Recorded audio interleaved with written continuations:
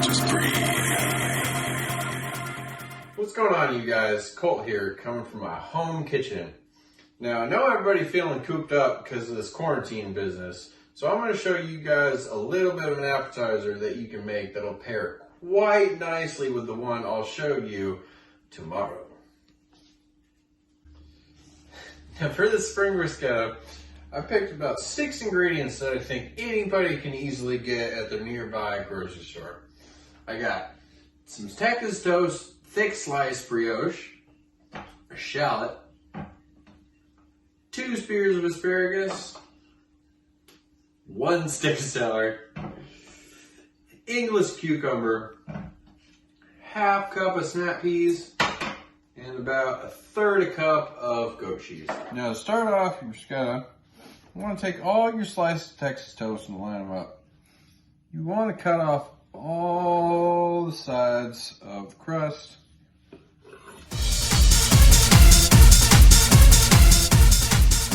Split it right directly down the middle.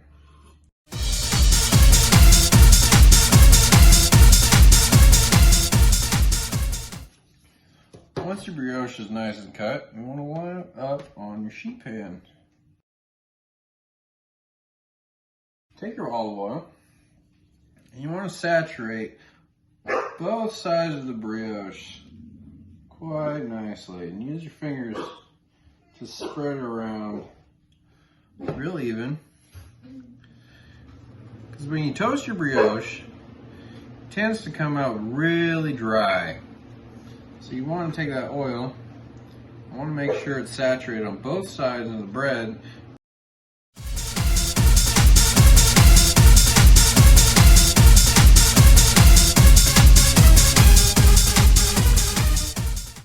In the meantime, while my brioche is getting nice and toasty, I'm going to take my shallot I showed you guys earlier. I'm going to cut it.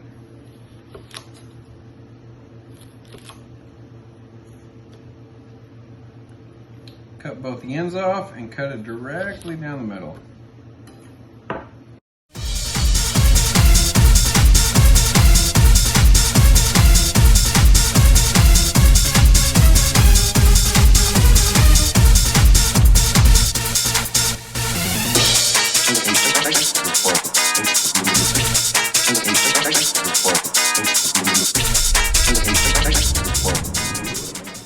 Now I'm going to take my English cucumber. With this, I took a full English cucumber, cut in half,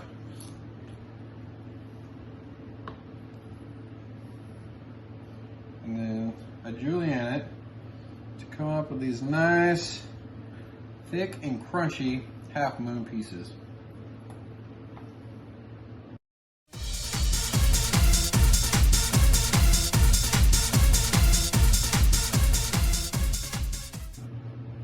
After that, take my stick of celery, cut it right down the middle.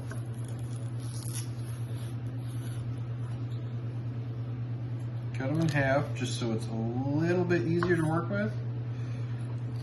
And julienne that as well.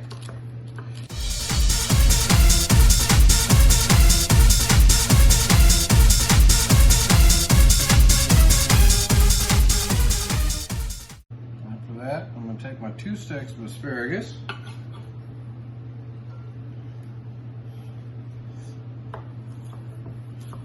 and thinly julienne those.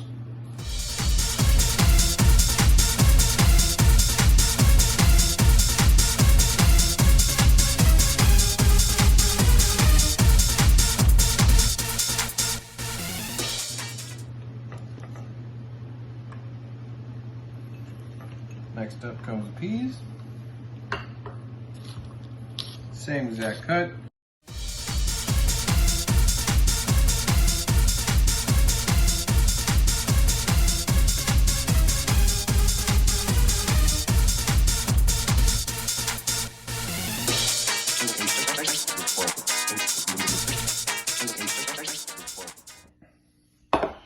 Now that you have all your veggies nicely cut up into a bowl, just mix them around a little bit and make sure they're evenly incorporated with each other. Now, next step is, in another silver bowl, you want to take your goat cheese,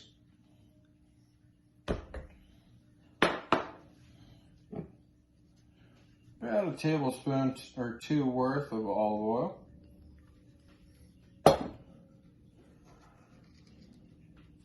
teaspoon of salt,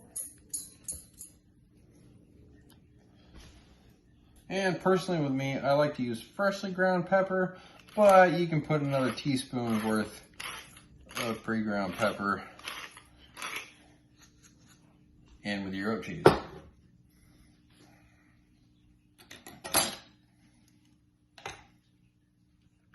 After that, you're going to add a little squirt of lemon.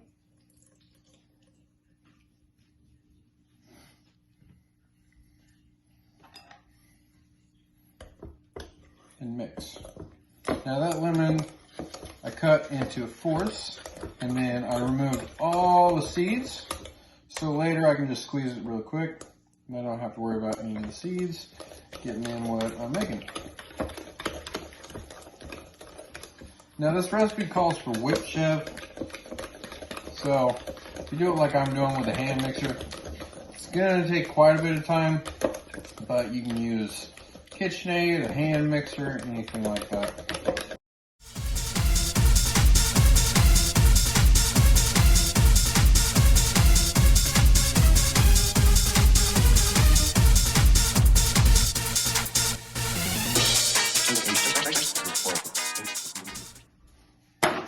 Yeah, golden brown on both sides.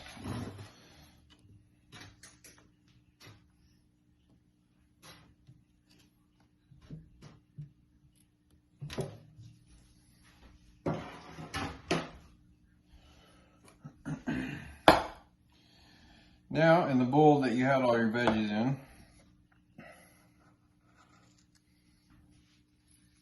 good pinch of salt, about a teaspoon's worth. Squeeze a lemon to get that freshness in there. A couple turns of pepper.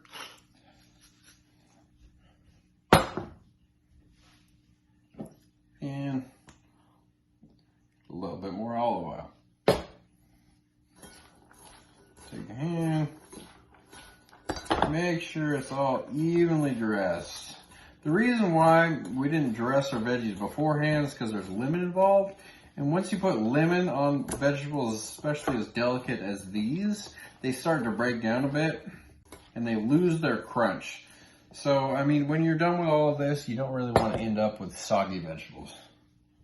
Now your veggies are dressed, your goat cheese is all made, and your brioche has been toasted.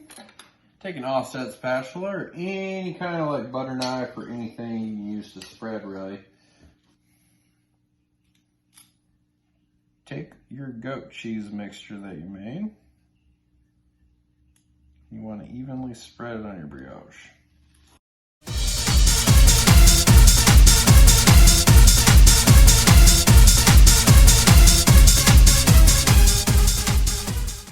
Now all your veggies are evenly dressed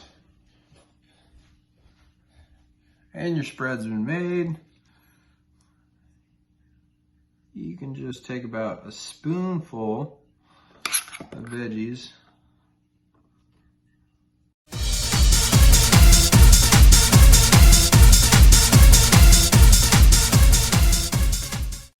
I'll take my microplane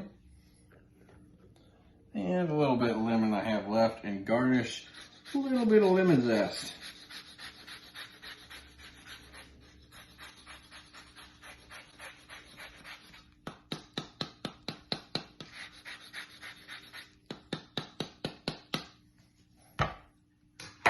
And there you have it.